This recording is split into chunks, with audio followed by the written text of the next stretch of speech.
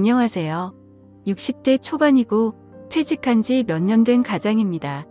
제 나이대의 대한민국 남자라면 대부분 저랑 같을 것 같습니다. 젊었을 때는 돈 버느라고 세월 가는지 모르고 앞만 보면 살다 보면 어느새 머리는 희끗해지고 주름만 깊어지는 아저씨가 되어버리지요. 아내와 아이들을 위해 일만 하다 보니 생활은 그렇게 부족하지 않지만 아이들과의 관계도 친밀하지 못하고 아내와의 사이도 그렇게 좋지 않은 경우가 대부분이잖아요. 저와 아내의 사이가 그렇게 나쁜 것은 아니지만 그렇게 좋은 것도 아닙니다. 아이들은 다 컸다고 다들 밥벌이 찾아서 나가 살고 이제 아내와 둘이 잘 지내보고 싶은데 아내는 집에서 하루 종일 저랑 같이 있기 싫다는 티를 냅니다. 퇴직 후 첫 몇 달간은 그러지 않았는데 얼마 지나지 않아 등산이라도 갔다 와라, 친구들이라도 만나고 와라, 저와 집에 둘이 있는 시간이 많아진 게 싫었나 봅니다. 그동안 돈만 버느라 마땅한 취미도 없고 저는 그래도 공무원 연금으로 생활이 가능하지만 친구들 대부분은 아직도 일을 하고 있는 경우가 많아서 낮에 만날 친구도 별로 없습니다. 아내의 등살에 못 이겨 산에도 가보고 공원에도 가보고 하지만 혼자서 뭘 하려고 하니 금방 재미가 없어지더라고요. 아내에게 같이 등산이라도 다니자고 했지만 아내는 집에서도 같이 있는데 나가서라도 따로 있고 싶다며 제가 등산을 가지 않고 집에 있는 날에는 아내는 어떻게 해서든 약속을 만들어서 집을 나갔습니다. 아내는 제가 퇴직하기 10여 년 전부터 전업주부를 하면서 시간이 남을 때는 취미 활동도 하고 모임도 가져서 주위에 아는 사람이 많아 나가서 할 게 많은가 보더군요. 아내가 밖에 나가 지인과 만날 때 집에 혼자 있으면 제 자신이 불쌍하고 처량해졌습니다. 그렇게 1년 정도 지났을 때였습니다. 하루는 아내가 모임에서 사람들이 온다며 저보고 나갔다 오라고 하더군요. 마땅히 갈 곳이 없어 그냥 방 안에서 혼자 있겠다고 했지만 여자들끼리 모임인데 제가 있으면 부담스럽다며 돈 10,000원 쥐어주며 저를 내쫓았습니다. 저는 정말 너무나 비참했고 집 근처 카페에 가서 커피 한잔 하면서 들고 나간 책을 보며 시간을 때울 수밖에 없었습니다. 아내가 저녁 7시 이후에 들어오라고 해서 밥도 못 먹고 있다가 너무나 배가 고파서 7시가 갓 넘어서 집에 들어갔습니다. 손님들이 다 간 줄 알았는데 아직 안 간 손님이 있었고 아내는 왜 연락도 없이 들어왔느냐며 저를 긁어보았습니다. 아직 안 간 손님은 긴 생머리에 단아하게 생긴 40대 정도의 여성이었고 옷가짐이나 하는 행동이 되게 여성스러워 보였습니다. 가벼운 인사를 하고 저는 배가 너무 고파서 주방에 가서 라면을 끓이기 시작했습니다. 아내는 손님 있는데 라면을 끓이냐면서 저를 나무랐고 저도 그때 서러움이 폭발해서 밥을 차려주지 못할 망정 이 시간까지 밥도 못 먹고 밖에 있다 들어온 남편에게 그게 할 얘기냐고 화를 냈습니다.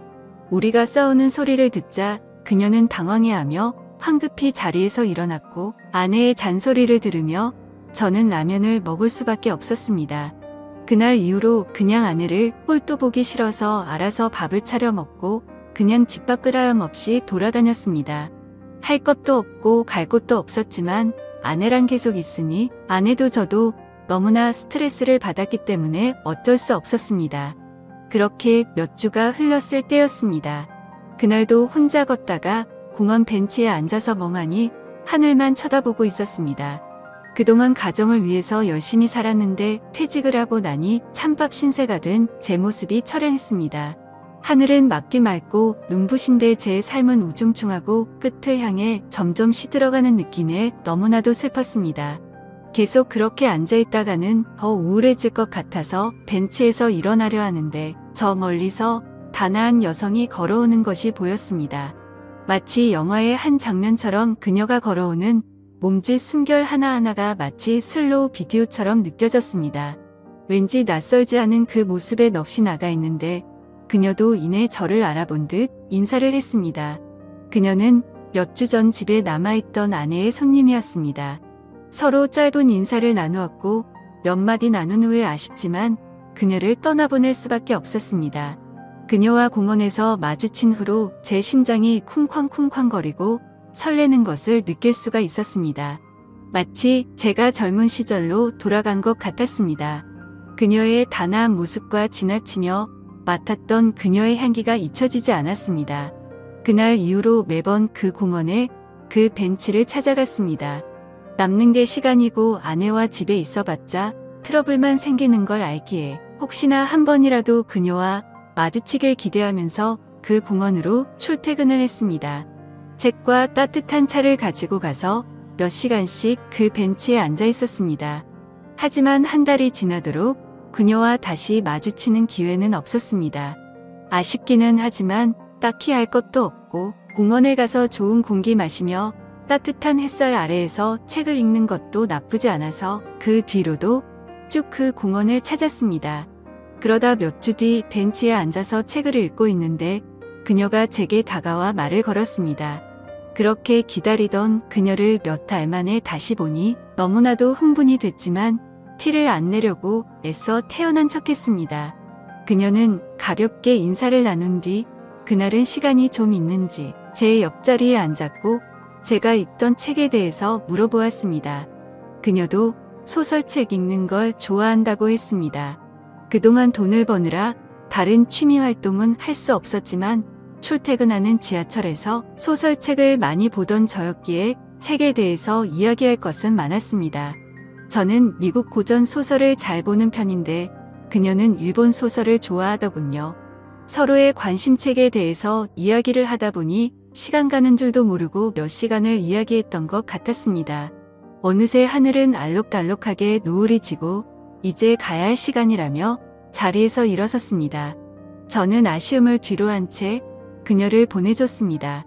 그 다음 날도 그 다다음 날도 벤치에 앉아서 책을 봤지만 그녀를 볼 수 없었습니다. 집 앞에 중고 서점이 있는데 방문을 했습니다. 그녀가 얘기했던 일본 여작가가 생각이 났고 다행히 그 작가의 소설이 있어서 하나 구입했습니다. 그 책을 읽으니 그녀의 생각이 더 많이 났고 그렇게 그 작가의 소설을 3번째 읽던 때였습니다. 그날은 왠지 아침부터 기분이 좋았는데 그날 다시 그녀를 만날 수가 있었습니다.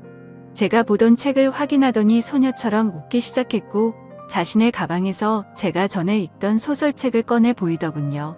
그녀는 서로 좋아하는 작가의 소설을 읽고 이야기를 나누는 독서 모임을 하면 어떻게 했냐고 하더군요. 지난번 우리 집에 왔을 때 사실 아내와 다른 여자분들과 미술 모임이었는데 자기는 여러 사람을 만나는 게 익숙하지 않아서 모임을 나가지 않고 있는데 저랑은 왠지 편하게 모임을 할 수 있을 거라면서 그 뒤로 매주 일주일에 2번씩 만나서 독서 모임을 이어나갔습니다. 저는 남는 게 시간이라 하루 이틀이면 소설책 한 권을 다 볼 정도였고 그녀도 책 읽는 걸 좋아해서 이틀에서 3일에 한 권씩 읽기 시작했습니다. 그렇게 매주 그녀와 만나다 보니 우리는 급격하게 친해지기 시작했습니다. 제가 그동안 읽은 소설책 양이 어마어마하기도 했고 아무래도 나이가 많다 보니 그녀보다는 조금 더 깊은 얘기를 하곤 했을 때마다 그녀의 눈빛은 초롱초롱 빛이 났습니다. 그러다 책을 10권 떼었을 때 그녀가 처음으로 뒤풀이를 하자고 해서 파전집으로 갔습니다. 문학 얘기는 막걸리의 파전과 함께하는 거라며 자기가 대학교 독서 동아리 때는 항상 그랬다고 했습니다. 막걸리를 한 잔 한 잔 할 때마다 그녀는 평소와는 다르게 말이 많아졌습니다. 예전 대학교 때 동아리를 하면서 너무나도 즐거웠던 추억이 요즘 저와 독서 모임을 하면서 다시 느끼고 있다며 좋아했습니다. 그러면서 자기는 지적인 남자가 좋아서 대학교 때도 책을 많이 보는 동아리 선배를 짝사랑한 적이 있었다며 제가 자신과는 다른 견해의 이야기를 할 때는 너무나 똑똑해 보인다고 하더군요. 저 좋으라고 하는 소리였겠지만 은근히 기분 좋고 설레기도 했습니다. 조금 더 취하자 자신의 가정 이야기도 했습니다. 자신은 이혼녀이고 이혼한 지는 5년 정도 됐다고 합니다. 전 남편은 집이 많이 부유했었고 남편과 시댁도 아무런 문제가 없었지만 아이를 낳지 못하는 걸로 갈등이 있었다고 합니다. 기어코 전 남편은 다른 여자와 바람이 나서 아이를 데리고 왔고 이혼의 대가로 그녀가 지낼 만한 집의 전세금과 생활비 정도의 의자료를 받고 이혼을 했다고 했습니다. 전 남편은 돈 버는 거에만 관심이 많아서 소설 책을 읽는 거는 시간 낭비라며 자신을 무시하고는 했는데 요즘은 저랑 이렇게 소설을 읽으니 좋다더군요. 그래도 전 남편과 이혼에 대해서 얘기를 하면서 기분이 좋아지지 않았는지 그녀는 막걸리를 원샷하기 시작했고 그러더니 갑자기 테이블에 머리를 박고 자기 시작했습니다. 저는 10여 분간 그녀를 흔들어 깨웠지만 그녀는 이미 만취 상태였고 어쩔 수 없이 그녀의 지갑에서 신분증을 발견하고 그녀의 집으로 그녀를 데려다 주었습니다. 집 근처에 오니 다행히 정신이 조금은 드는지 비밀번호를 알려주었고 그녀의 집 문을 열고 들어가 침대에 그녀를 눕혔습니다. 40대의 젊은 이혼녀가 사는 집에 들어오니 흥분이 되는 느낌이 들었습니다. 여자 혼자 살아서 그런지 집도 깔끔하고 좋은 냄새가 났습니다. 저도 취기가 조금 돌고 있고 그녀도 취해서 얼굴이 붉어져 있어서 더 예뻐 보였기 때문에 고백하고 싶은 마음이 굴뚝 같았지만 그렇게 되면 요즘 삶의 활력소인 그녀와의 독서 모임이 끝날 것 같아서 두려웠습니다. 저는 그녀에게 이불을 덮어주고 집을 나올 수밖에 없었습니다. 다음 독서 모임에 나온 그녀는 그날은 정말 미안하다며 작은 선물도 사왔습니다. 그렇게 독서 모임이 이어나가고 책을 20권 본 날 이번엔 제가 뒤풀이를 하자고 했고 이번에는 조금만 마시기로 했습니다. 우리는 막걸리를 마시며 최근 읽었던 책에 대해 진지한 얘기도 하고 이런저런 얘기도 했고 적당히 취했을 때 그녀의 집 앞까지 같이 걸어갔습니다. 그녀를 들여보내고 돌아서려는데 그녀가 저를 잡았고 집에 좋은 와인을 한 잔 더 하자는 그녀의 말에 저는 설레기 시작했습니다. 그녀는 오랜만에 분위기를 내자며 LP판을 틀었고 우리는 재즈를 들으며 와인을 마시기 시작했습니다. 저를 집으로 초대해 분위기를 잡으며 술까지 마시자는 그녀를 보면 왠지 저를 꼬시는 듯한 느낌이 들었습니다. 하지만 나이 차이도 많이 나고 가정까지 있는 저 같은 남자를 저렇게 단아하고 우아하게 생긴 예쁜 어린 여성이 그런 생각을 한다고 생각할 수가 없었습니다. 그렇게 술이 한 잔 들어가더니 그녀는 저에게 대놓고 얘기를 하더군요. 이렇게 예쁘고 젊은 여성이 혼자는 집까지 데려와서 대놓고 꼬시고 있는데 왜 반응이 없냐면서 배시시 웃으며 얘기를 했습니다. 저처럼 나이 많은 사람이랑 괜찮은 건가라고 묻자 그녀는 어차피 자기도 늙고 나중에 썩어 문드러질 몸 한 살이라도 어린 나이일 때 사랑을 나누고 싶다고 했습니다. 그러면서 저는 나이는 많지만 아는 것도 많고 연륜도 많은 게 오히려 더 매력이 있다며 한 번만 더 망설이면 자기처럼 어리고 예쁜 여자를 만날 기회가 이제는 없을 거라며 저를 놀리는 농담을 했습니다. 저도 이제는 더 이상 망설이고 체면 차릴 필요가 없다 생각해서 그녀의 제안을 수락했습니다. 그녀는 단아한 외모와는 다르게 엄청 적극적이었습니다. 솔직히 나이가 들어서 심장이 두근거릴 거라고는 생각조차 못했는데 그날 이후로 정말 엄청나게 심장이 두근거리더라고요. 사실 젊은 사람들에 비해서 체력이 많이 부족해진 탓에 그녀가 실망할까봐 걱정도 했지만 그녀는 오히려 저를 위로해줬습니다. 그런 그녀를 바라보고 있으면 너무나도 사랑스럽습니다. 젊은 그녀와 연애를 하다 보니 매일매일이 즐겁고 활기찹니다. 퇴직 후 사회에서 소외되었다는 우울함과 퇴직 후 아내의 잔소리와 무시로 인해서 위축됐던 제 삶과 몸이 그녀와 사랑을 나누면서 제 삶도 행복도 너무나 커지고 있습니다.